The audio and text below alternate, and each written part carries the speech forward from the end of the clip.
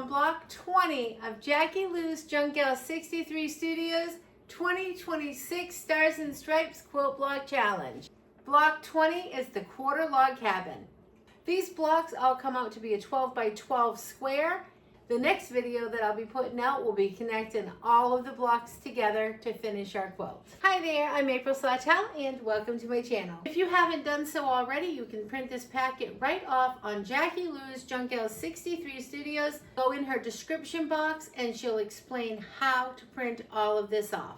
I'm just watching Jackie's videos and then I'll come back and then I'll make the quilt. Some things I do a little bit differently than her. This has been a really fun quilt to make. You can snap a picture of this and this can be your guide to show you exactly what we need for pieces for this quilt. The only rules for this whole quilt challenge has been to use red, white, and blue fabric. So for this project, all you're going to need is a ruler, your rotary cutter, some scissors. I've got a lint roller that I always have handy. You're going to need some red, white, and blue fabric. You'll need your instructions. And you're gonna need an iron. I've got a 13-inch piece of batten here. Jackie always does a 12.5-inch piece of batten. I like to make mine a little bit bigger.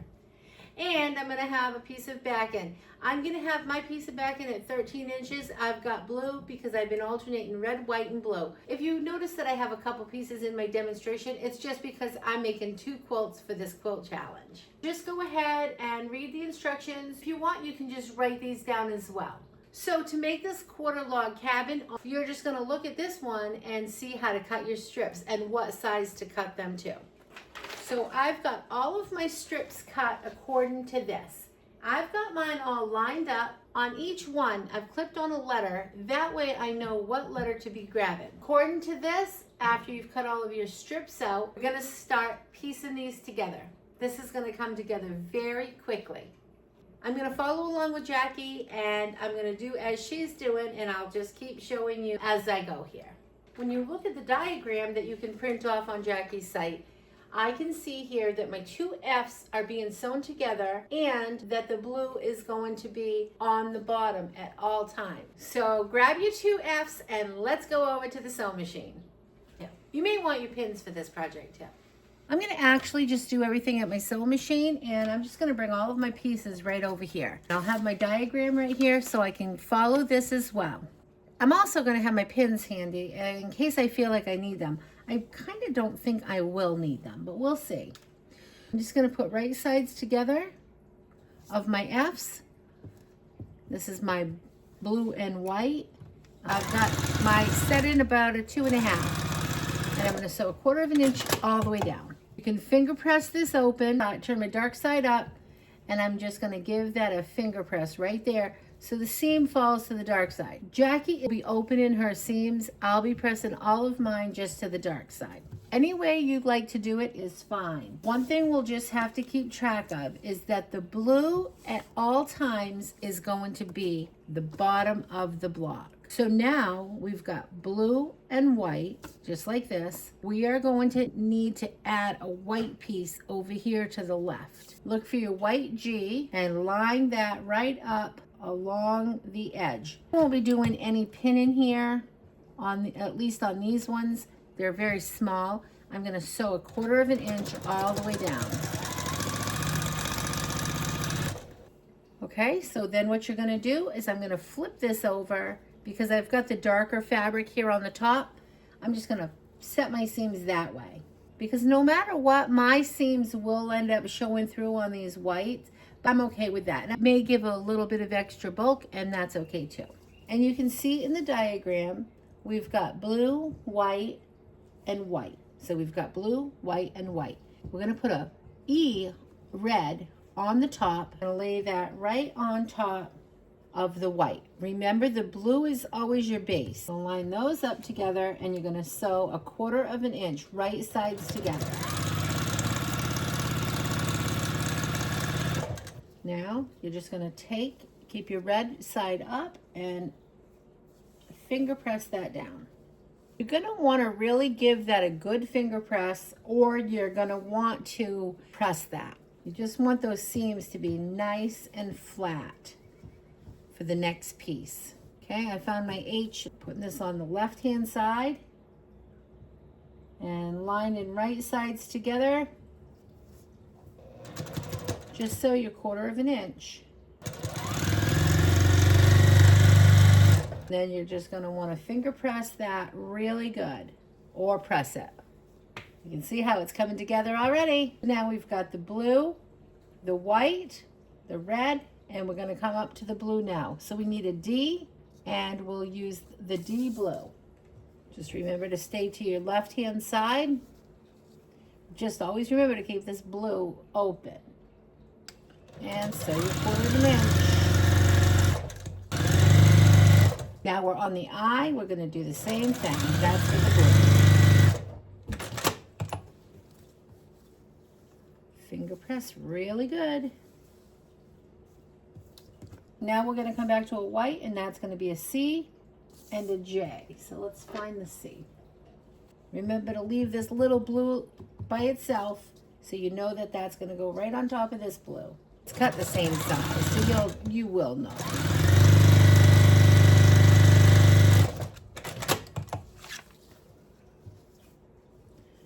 And then just finger press.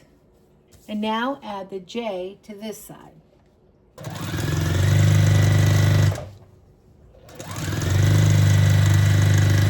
Now, if you want to, just because it's in the white, you can turn it over and then finger press, and that will push it to the dark side. Finger press underneath it with the big piece on top. That way the seam will fall that way.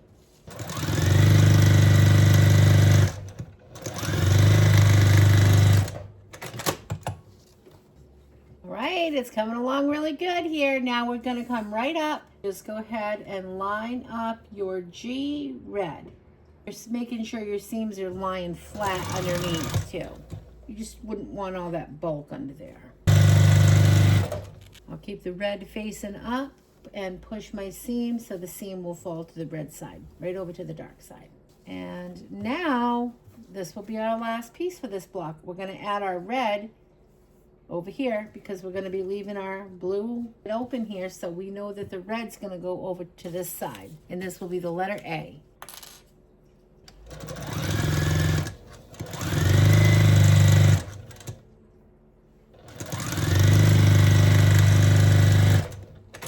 Finger press that right over. And there's what she's looking like. Take your piece of backing, lay that right side down. Take your piece of batting and lay that right on top. Take your quilt top and lay that right on top of that. And lay that nice and flat. You could pin this to baste it, you could glue this, or you could use some basting spray. I'm just gonna pop a couple pins in there to hold that into place. I think that's enough. Now you just want to flip this over and make sure there's nothing underneath it. Let's go to the sewing machine and let's quilt this. Okay, here comes the fun part. All right, I think I'm going to start right here on the blue. I'm going to set my machine to a 4 stitch. I'll take my pins out as I go, and you just want to be sure there's nothing underneath. I think what I want to do here is I'm just going to put this into like thirds. I'm going to come up down this one and leave this one open, and I'm just going to make squiggles. So I've got my straight stitch on, and I'm just going to squiggle myself around here.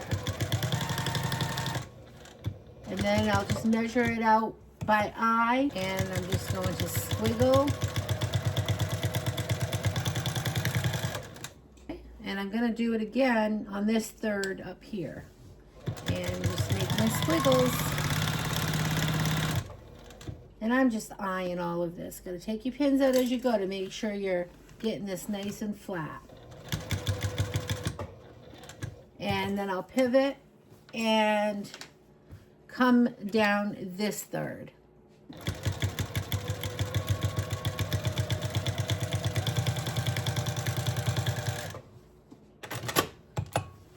There, I think that looks good.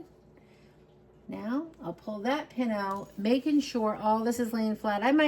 This might not be a good place to have my pins actually. I have to just keep them out just so I can keep pushing that flat so I don't get any bunches. Okay, I'm gonna do the same thing. Go right in between, divide this to thirds and go down each side. pulling this flat as I get there.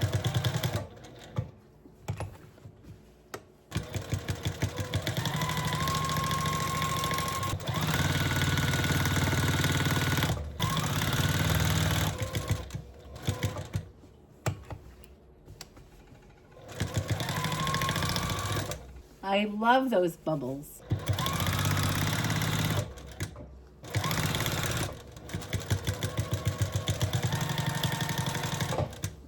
Well, I brought that in a little bit, but that's okay. I think that will still look great. Onto this side, and I'm going to take these pins out so I'm able to just push this all flat.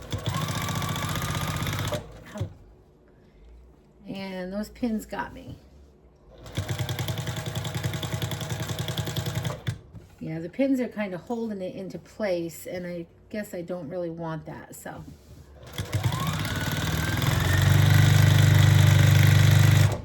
This might be a good one to have basin spray or glue.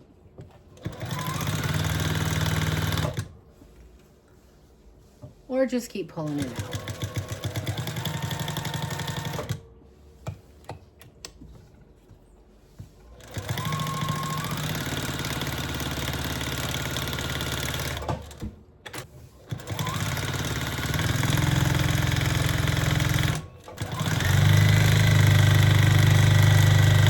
And last one.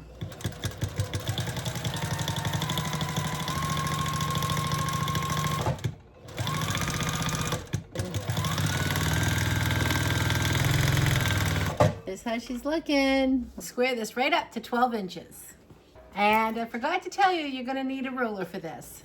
Okay, my quarter log cabin is done. This is quilt block 20, and in the next video, we're gonna get ready to assemble this. I'm gonna link Jackie's video at how she's gonna make the casings. You could start prepping the binding, and you could start prepping. I'm gonna come back and show you. But meanwhile, you could be prepping and getting ready at how we're gonna be connecting this, and you could start working on getting the connectors all ready for the next video. I'll be back real soon and show you how we're going to connect this together, and we're going to wrap this up in the next video. Okay, that's it for today, guys. Please jump on over to Jackie Loos Junk Gal 63 Studios and check out her video and tell her that April sent you. Leave her a comment and leave me a comment. Thanks so much for watching. I'll see you next time. Remember to keep it simple. Have a great day. Bye. Please like and subscribe. Thank you, Jackie, for letting me follow along with this. This is so much fun. I can't wait to make the next video and wrap this up. All right, thanks. Bye.